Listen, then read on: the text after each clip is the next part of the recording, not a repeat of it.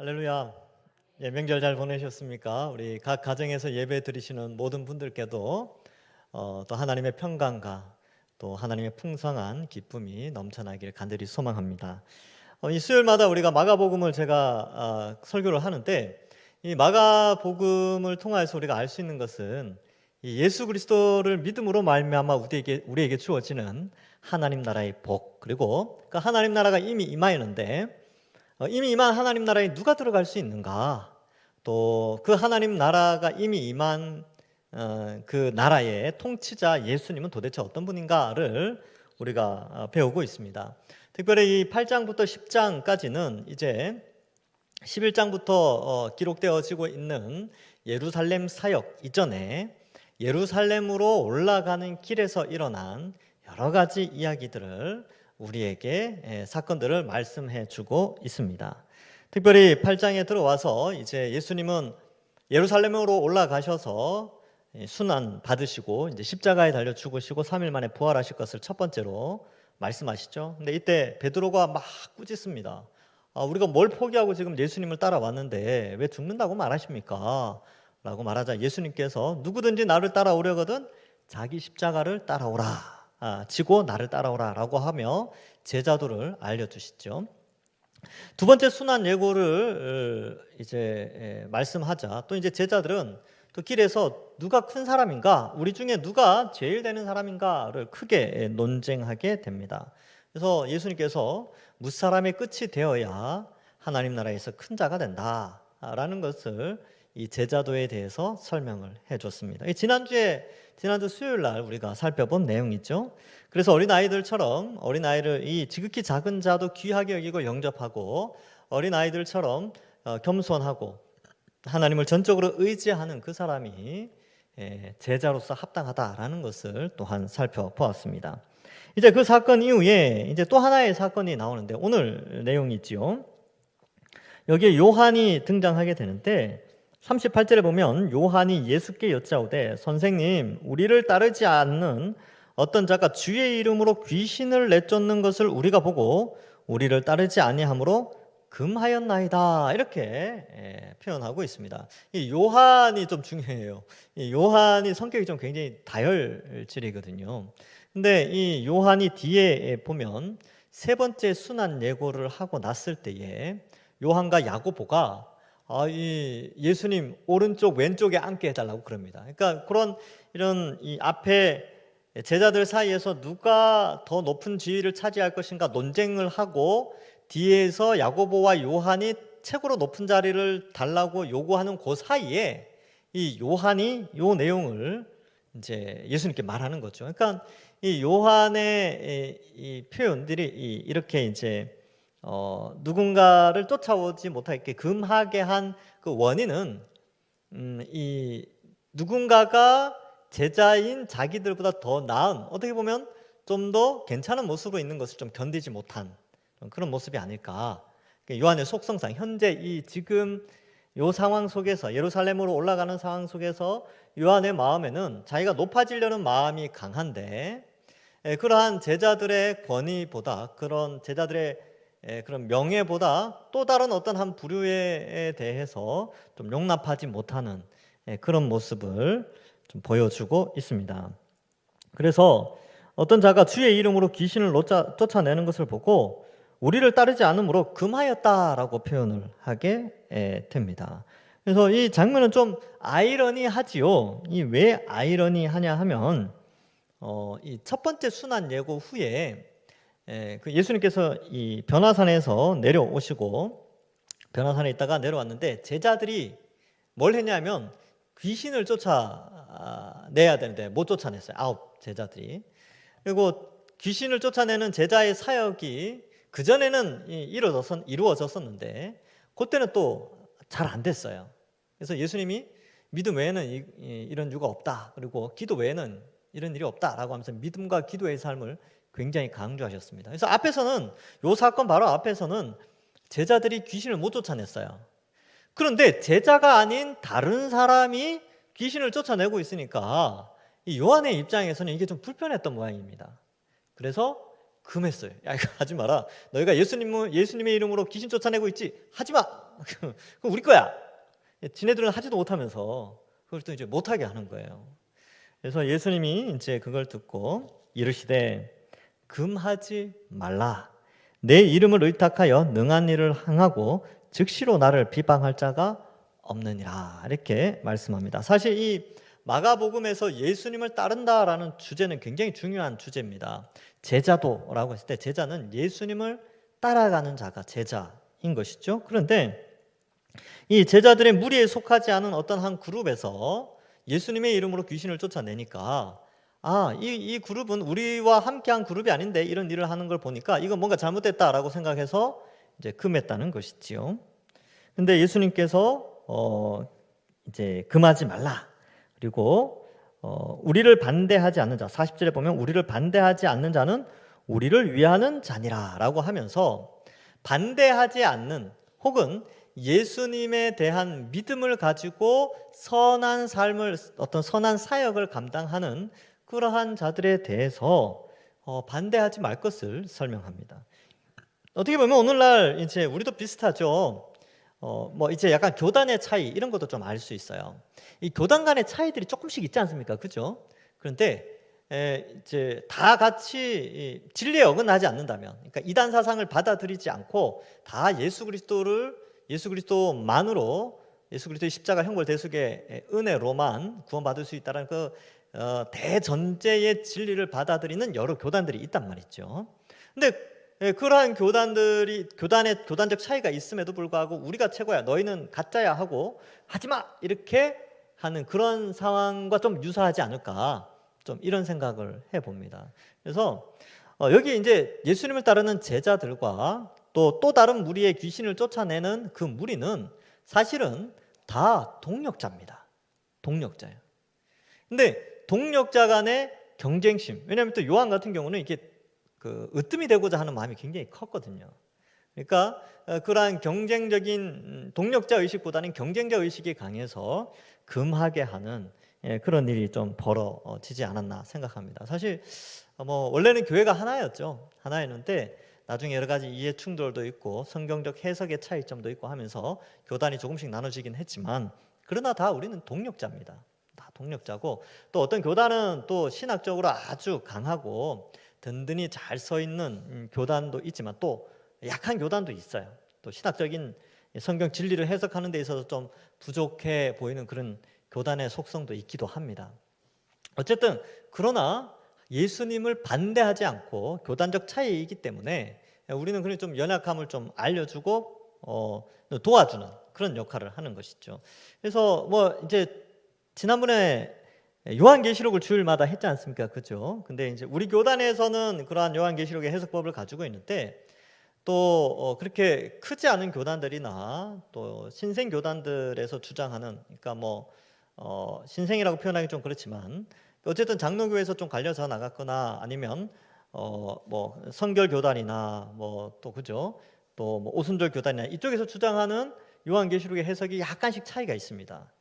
있는데 그 약간의 차이를 가지고 이게 막 이렇게 하는 그게 아니고, 이런 차이가 있지만 우리 입장에서는 어때요? 우리가 해석해온 것이 2000년 기독교 역사의 전통적인 해석입니다라고 이제 표현을 하죠. 그리고 그들의 그런 해석을 금하는 게 아니라, 네, 여러분들은 그렇게 해석하시는군요. 그러나 2000년 기독교 역사의 요한계시록을 이렇게 우리는 해석해가고 신학교에서 가르칩니다. 이렇게 하는 거죠. 그러면 그런 자들이 이단입니까? 이단이 아니죠. 그죠? 성결교단이 이단입니까? 아니죠. 뭐 통합특교단이 이단입니까? 아니죠. 고신고단은 아니에요. 그러니까 다 협력하고 동력하는, 예수 그리스도를 구주로 영접하여 오직 예수 그리스도의 십자가만으로 구원받는다는 그 진리 안에서는 다 동력자입니다. 근데 이 동력자 개념, 또 그리스도께 속한 자를 영접하고 함께 사역하는 이 개념이 이 요한에게는 조금 약했어요.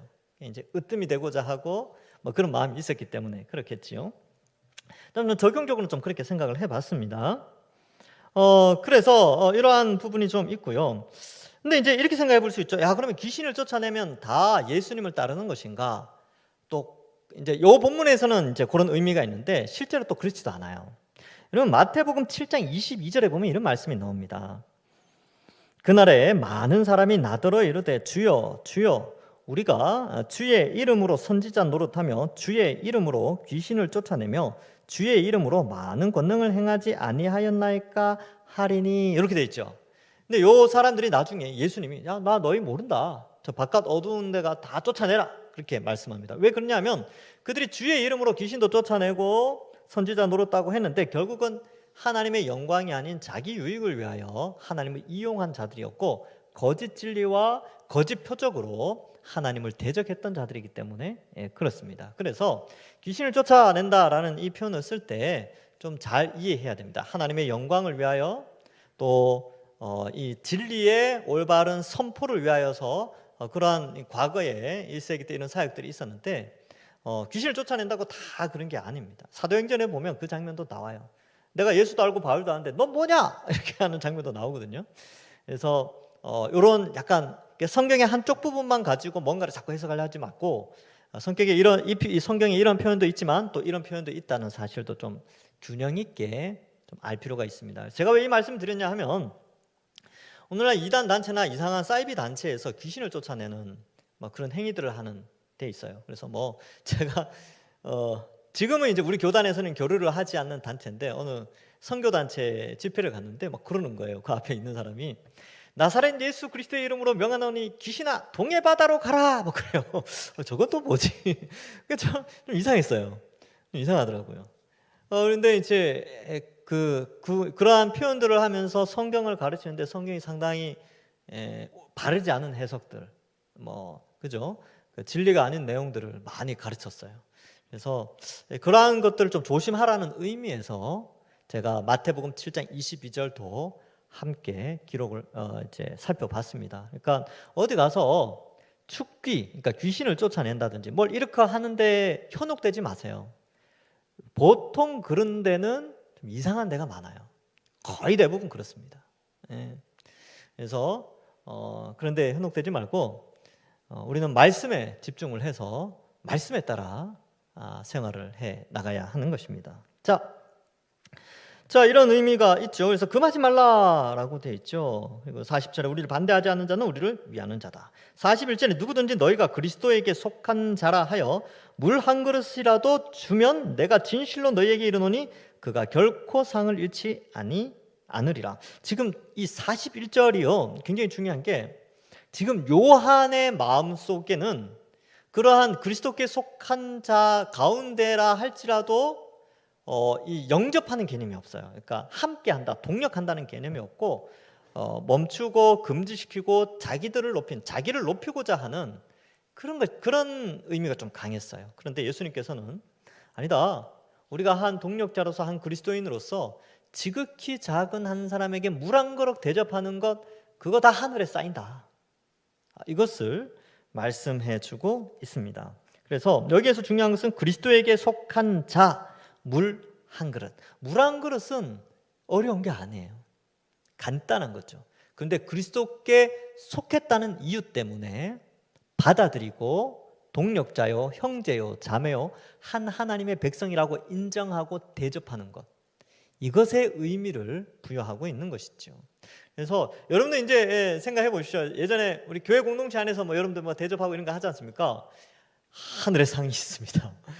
성도를 섬기고 대접하고 위하여 기도하고 이런 것들이 하나님께서 다 기억하시고요. 하나님께서 복 내려주시며 하늘의 상으로 갚아 주신다는 사실을 잊지 않으시기 바랍니다. 이거는 이제 제가 이야기한 게 아니고 예수님이 이야기한 거예요. 결코 상을 잃지 않으리라.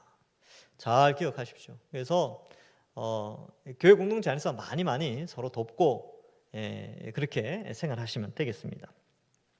그래서 이러한 표현을 통하여서 우리가 좀 생각해야 될 것이 이런 거예요. 교회 공동체 안에는 이 그리스도께 속한 자라고 여겨지는 공동체 안에는 믿음이 강한 자와 믿음이 약한 자가 있습니다. 그래서 믿음이 강한 자는 믿음이 약한 자를 돌봐줘야 돼요.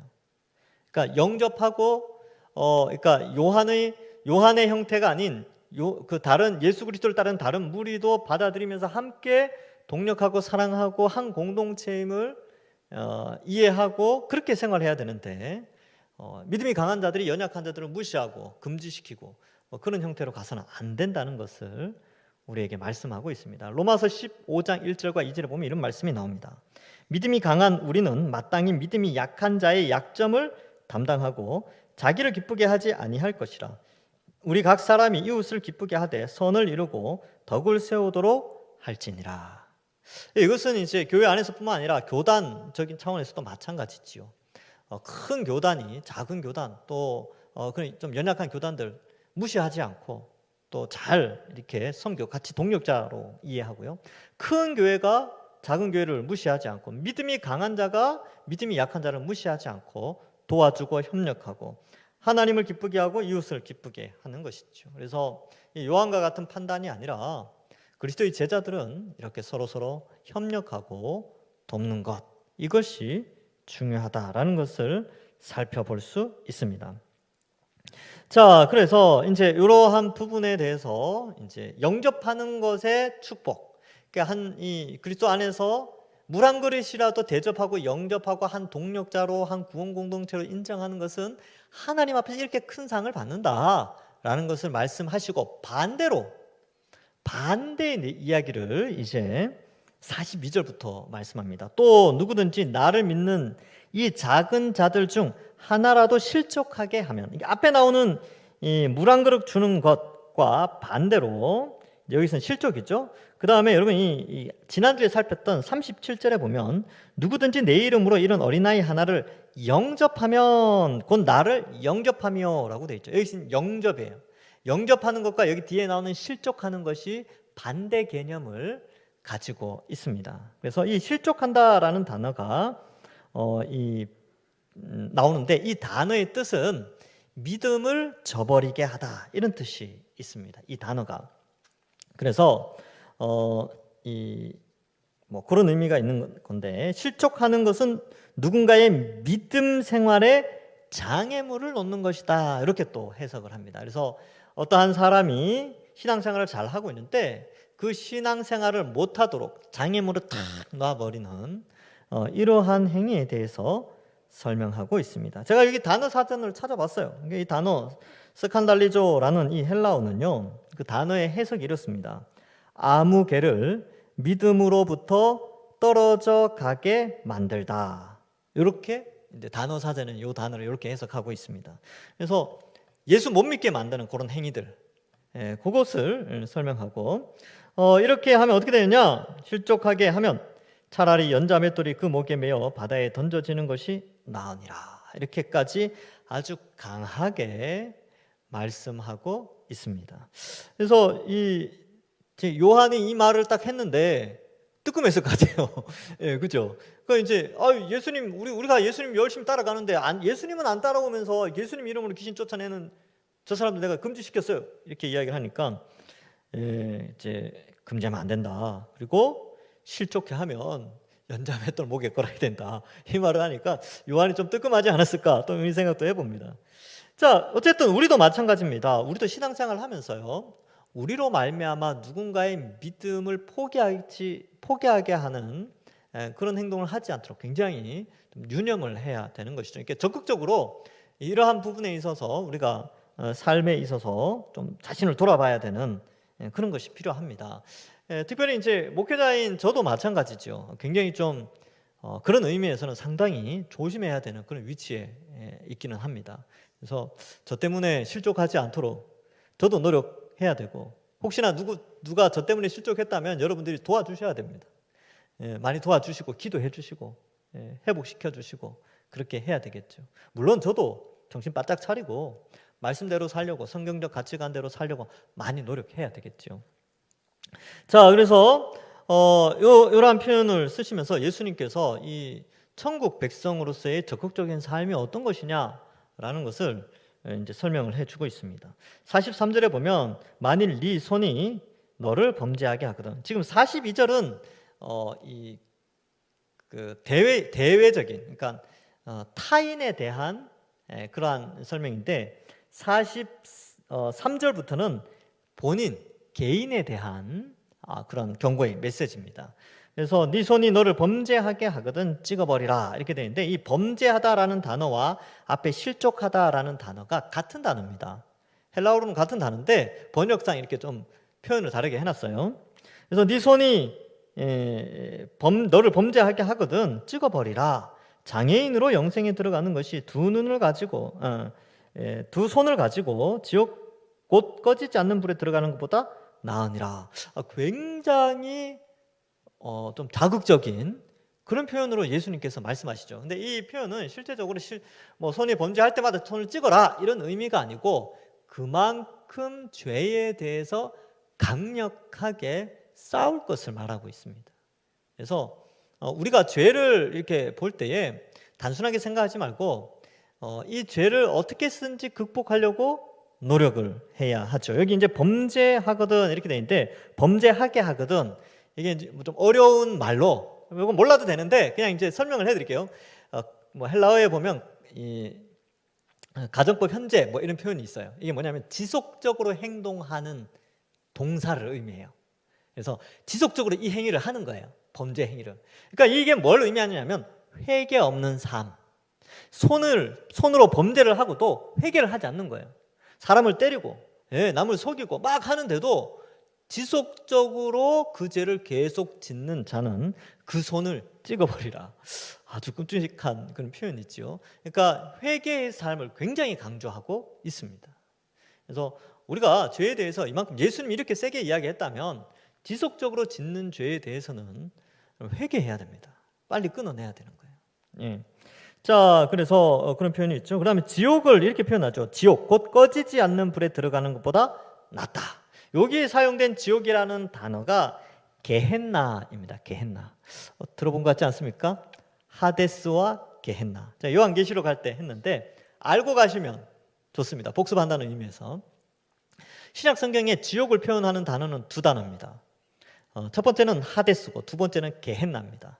하데스라는 용어를 쓸 때는 사람이 죽어서 가는 지옥, 근데 영혼으로 지옥, 게헨나의 지옥을 미리 맛보고 갇혀 있는 곳, 그것이 이 하데스입니다. 하데스. 그래서 이 하데스는 무저갱이라고도 표현을 하고 있습니다. 그래서 귀신을 가둬두고 죽은 사람의 영혼, 예수님 믿지 않고 죽은 영혼들을 그곳에 가둬두고 그곳에서 지옥과 동일한 고통을 당하게 하는 것이지요.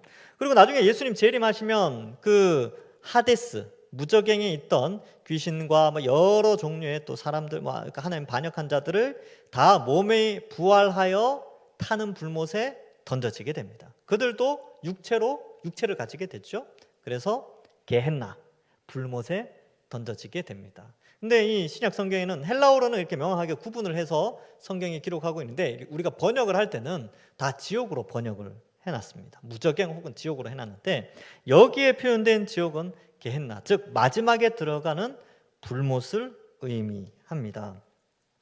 그러면 그 하데스, 즉 무저갱에서는 불이 없느냐? 그렇지 않아요. 누가복음 16장에 예수님께서 부자와 나사로 이야기를 할 때 부자는 이제 열심히 잘 놀고 먹고 가난한 자 그렇게 돌보지 않고 하나님 믿지 않고 이렇게 살다가 죽었죠. 나사로는 가난하게 살았지만 하나님을 믿고 아브라함 품에 안겼다라고 예수님이 말씀합니다. 근데 그때 그 부자가 간 지옥이 하데스입니다. 게헨나가 아니에요. 근데 거기에서 어때요? 부자가 그 목이 말라 죽으려고 그러죠. 그리고 타는 불 가운데 고통받고 있단 말입니다. 그러니까 이 하데스나 게헨나나 다 지옥을 의미하는데, 그런 이 무저갱도 역시 이런 타는 고통이 있는 곳임을 우리에게 설명하고 있다는 사실을 좀 알 필요가 있습니다. 그래서 이 누가복음 16장 24절에 보면 이런 말씀이 나옵니다. 불러 이르되 아버지 아브라함이여 나를 긍휼히 여기사 나사로를 보내어 그 손가락 끝에 물을 찍어 내 혀를 서늘하게 하소서 내가 이 불꽃 가운데서 괴로워하나이다. 이렇게 표현하고 있습니다. 그러면 이 지옥이라는 것을 좀 단어가 나왔으니까 한번 설명을 해드릴게요. 그러면 이 지옥에 안 가야 되겠죠. 근데 지옥이 왜 안 좋으냐 하면 여기 꺼지지 않는 불이 있어서 그렇습니다. 꺼지지 않는다는 말은 사람 몸이 타는 고통을 계속해서 받는다는 것을 의미하고요. 그리고 이 지옥을 어떻게 설명하냐면 48절에 보면 거기에서는 구더기도 죽지 않고 불도 꺼지지 아니한다라고 표현을 하고 있습니다. 그러니까 구더기는 사람들이 혐오하는 대상입니다. 아주 이렇게 더러움, 그리고 부패한 썩은 시체나 뭐 썩은 인께서 이제 발생하게 되죠. 아니면 이제 옛날 재래식 화장실에 가셔서 밑에 보면 구더기들이 좀 많이 있지요. 그러니까 아주 혐오스러운 곳입니다. 그리고 아주 고통스러운 곳이 지옥인데, 육체적 고통과 정신적 고통이 같이 있는 곳이에요. 저는 이제 누가복음 16장을 보면서는 지옥이 정말 지옥이라고 느낀 거는, 부자가 지옥에 갔잖아요. 근데 눈을 들어 하늘을 봤는데 천국이 보였어요. 와, 이거 엄청난 괴로움 아닙니까? 자기는 지금 몸이 불타고 있어요. 목이 말라 죽을 것 같은데 천국이 보인다니까요. 정말 지옥이죠. 그런 지옥이 없습니다. 거기에다 고통당하고. 그러니까 정신적인 지옥, 육체적인 지옥, 엄청난 고통을 당하는데, 근데 예수님 믿는 사람 어때요? 예수님 믿는 사람 지옥 가지 않습니다. 예수님 믿는 사람은 하나님의 백성으로서 영원한 하나님 나라에서 행복하게 영생 복락을 누리게 되죠. 어떻게 그게 가능해졌습니까? 바로 예수님이 우리의 죄의 형벌을 대신하여 십자가에 죽으신 것을 우리가 믿고, 또 우리의 죄를 이게 지속적으로 짓는 것이 아니라 회개하면서, 또 회개하고 하나님 앞에 바르게 살려고 노력하고 하나님께 영광 돌리며 살아가는 그 사람, 예수 그리스도를 믿는 그 사람은 영생 복락을 누리게 된 것이죠. 그러니까 여러분, 우리가 여기 앉아 있는 게 얼마나 큰 은혜를 입은 건지 우리는 다시 한번 기억할 필요가 있습니다. 그래서 가끔은요, 이게 신앙생활이 좀 재미없고, 또 내가 교회 이렇게 늘 왔다 갔다 하면서 이게 무슨 재미가 있나 이런 생각이 들 때마다 한 번씩 이런 내용들을 딱 살피면, 아이고 내가 예수님 믿기 잘했네, 이런 생각을 하게 됩니다. 저도 마찬가지예요. 저도 이 본문 살피면서, 그래, 내가 예수님 안 믿으면 진짜 큰일 날 뻔했구나, 너무 감사하다, 이런 생각을 합니다. 그래서 예수님도 손, 발, 눈, 이것으로 범죄하는 그런 모든 통로들을 차단하라는 것을 말씀하고 있습니다. 실제로 그걸 빼고 찍어내고 그렇게 하라는 게 아니고, 그렇게 죄를 짓도록 만드는 여러 가지 삶에서 범죄를 유발하는 채널들이 있는데, 그러한 채널들을 끊어내라는 거예요. 그런 것들을 잘라내야 되겠죠. 이게 비유를 썼지만 굉장히 센 표현입니다. 물론 천국에서는 장애인이 없죠. 천국에서는 다 완전한 몸으로 행복하게 살아가는데, 이런 표현을 쓰신 것은 결국 우리를 범죄케 하는 이 세상의 유혹, 이 세상의 이생의 자랑, 또 정욕들, 이런 것들을 다 끊어내고, 그러한 것들의 유혹과 미혹이 다가오는 다양한 채널들에 있어서 좀 걸러낼 것을 말씀하고 있습니다. 우리가 이제 언제 죄를 짓습니까? 이게 이제 매체들을 통하여, 또 교육을 통하여서, 또 보이는 환경을 통해서 이런 죄들을 짓죠. 그래서 죄 짓기 쉬운 환경들을 좀 이제 끊어내는 것이 좀 필요합니다. 탐심은 어떻게 우리 속에 들어와요? 탐심은 옆 사람 자꾸 보니까, 또 TV에 보니까, TV에서 가르치는 가치관과 성경적 가치관이 다르니까 TV 때문에 우리에게 탐심이 많이 들어옵니다. 그러니까 그런 채널들을 좀 구분해낼 수 있어야 돼요. 이건 세속적이구나, 이렇게. 그러니까 이러한 지금 43절, 45절, 47절에 나오는 이 예수님의 강력한 요구, 적극적으로 죄에 대해서 싸우는 요구는 우리가 굉장히 좀 관심을 가지고 예수님 말씀에 순종할 필요가 있는 것입니다. 그래서 요 세 표현들, 손, 발, 눈, 지옥에 던져지는 것보다 훨씬 낫다는 것. 그래서 그런 죄된 것들을 이렇게 채널들을 잘 이렇게 솎아내야 됩니다. 그래서 이제 가을거지가 다가오고 있는데, 추수를 하기 전에 이제 농부들이 논이나 밭에 이 곡물을 키울 때 보면 옆에 같이 자라는 풀들이 있어요. 그 풀들을 어떻게 하냐면 다 잘라내죠. 제초 작업이라고 하는데, 그걸 왜 하느냐 하면 영양분을 뺏길까 봐 그렇습니다. 여러분, 우리 주변에 우리가 신앙으로 자라가고 성장해 가는데 우리 주변에 이 죄의 유혹들, 마치 그 과실나무 옆에 자라는 잡초들처럼 죄는 항상 우리 주변에 가까이 있는데, 우리가 가져야 될 적극적인 자세는 뭐냐면 그걸 다 잘라내야 된다는 거예요. 적극적으로. 그 표현을 예수님께서 여기 표현하는 거죠. 그러니까 농부들은 그걸 당연히 하는 걸로 여기죠. 당연히.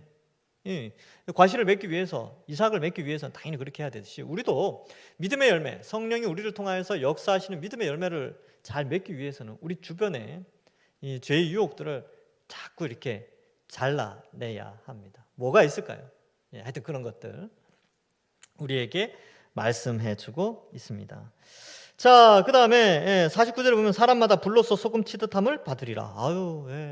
좀 이 소금이라는 단어를 가지고 와서 이렇게 이제 소금을 친다는 거예요. 소금을 치고 소금은 스며들죠, 그죠? 불의 고통이 각 사람에게 이제 다가오고 막 스며들고 괴로워하는 그런 것을 의미하는데, 오히려 반대로 이 소금이라는 단어를 가지고 이런 부정적인 개념을 쓰셨을 뿐만 아니라 약간 워드플레이 같은 건데, 이 소금이라는 같은 단어를 가지고 제자도를 설명하세요.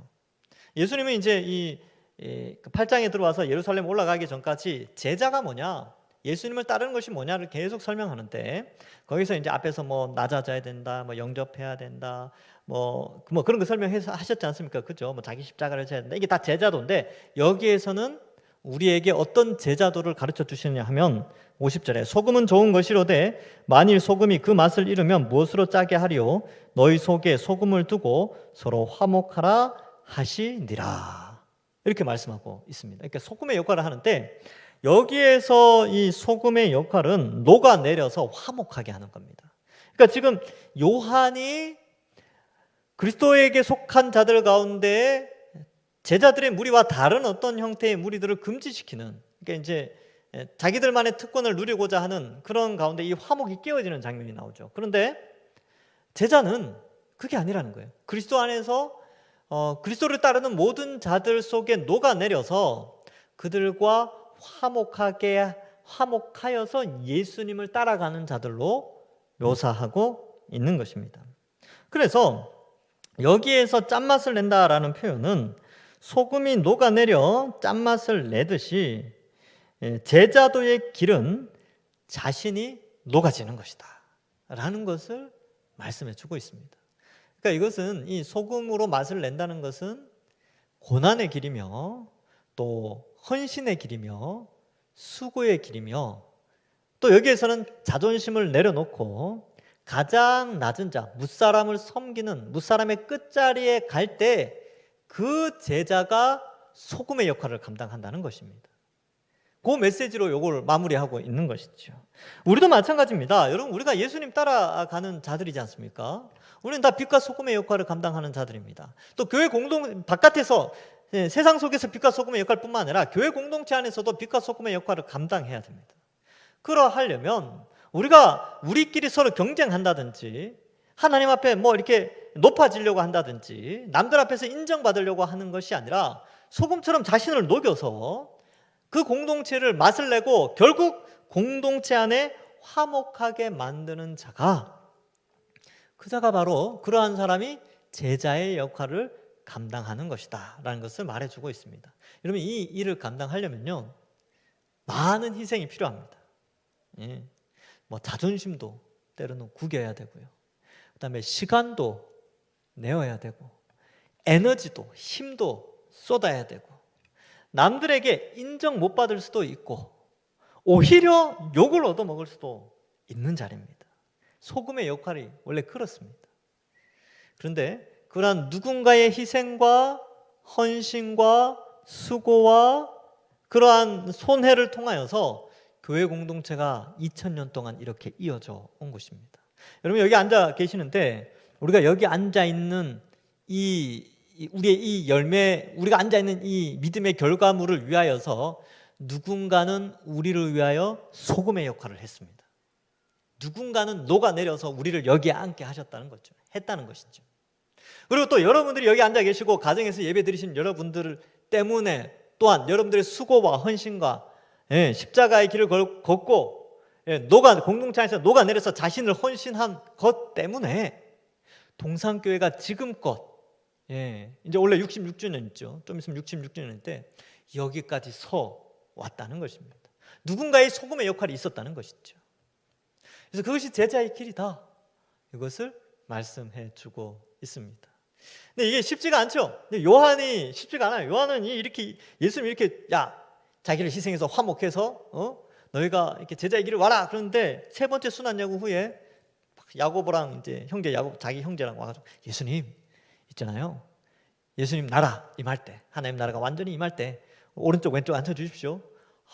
계속 그러는 거예요. 근데 언제 이게 고쳐집니까? 언제 고쳐지냐면 성령이 임했을 때, 그리고 예수님의 부활을 목격하고 나서 하나님 나라에 대한 설교를 40일 동안 듣고 나서 급격한 변화가 일어납니다. 모든 제자가 다 그랬어요. 성령의 임하심으로. 두려워 떨던 베드로는 그 제사장의 뜰에서 그 요종에게 예수님을 3번 부인했던 베드로는요, 수많은 종교 지도자들 앞에서도 너희가 예수님을 죽였다, 예수 그리스도만이 참된 구원이다 라고, 다른 이로서는 구원을 받을 수 없나니 천하 사람 가운데 구원을 받을 만한 다른 이름은 우리에게 주신 일이 없다 라고 죽음을 각오하고 메시지를 전했습니다. 왜요? 성령이 그에게 있었으니까. 또한 부활하신 예수님을 목격했기 때문에 그렇습니다. 우리도 마찬가지죠. 우리는 이미 성경을 통하여서 부활하신 예수님을 다 목격했고 성령 하나님은 이미 우리 속에 오셔서 성경을 믿게 하셨습니다. 우리도 마찬가지죠. 이게 불가능한 것을 예수님 우리에게 말씀하신 것이 아닙니다. 우리는 얼마든지 여러 가지 죄의 유혹들을 끊어낼 수 있고, 또 우리의 연약한 자들을 돌봐줄 수 있고, 또 얼마든지 소금의 역할을 감당하면서 공동체 안에 녹아내려서 수고와 헌신과 노력과 위하여 자신을 드리는 삶을 충분히 살 수 있는 자들로 우리는 이미 세워져 있는 것입니다. 이미 제자로서 부름을 받은 자들이죠. 그래서 이러한 자신의 정체성을 다시 한번 우리는 기억해야 합니다. 이 코로나 시대 때 내가 제자인지도 잘 모르고 또 믿음도 잘 많이 연약하지 있는 상황일 수 있지만, 오늘 이 말씀을 통해서 우리가 한번 생각해 보는 것이죠. 저도 마찬가지고요. 그렇구나. 내 속에 이미 성령 하나님을 부어주셔서 이 길을 걸어가게 하셨구나. 연약한 자들을 맞이하고 영접하도록 죄와 싸워 그것을 죄의 여러 가지 요소들을 끊어낼 수 있는 능력, 그리고 공동체 속에 녹아내려서 내 자신을 헌신하며 공동체를 세우는 이 성령의 능력, 열매를 이미 허락해 주셨구나 라는 것을 아시고 더욱더 믿음에 견실하게 서고, 속히 코로나가 끝나서 정말 이 제자다운 삶, 제자다운 교회, 복음 전하고 공동체가 서로 뜨겁게 사랑하면서 그러한 미드 코로나, 포스트 코로나 시대를 꿈꾸면서 지금도 계속해서 신앙생활 잘 유지하시길, 또 그리하여 하나님 앞에 다 칭찬받는 제자 되기를 주님의 이름으로 간절히 축원합니다.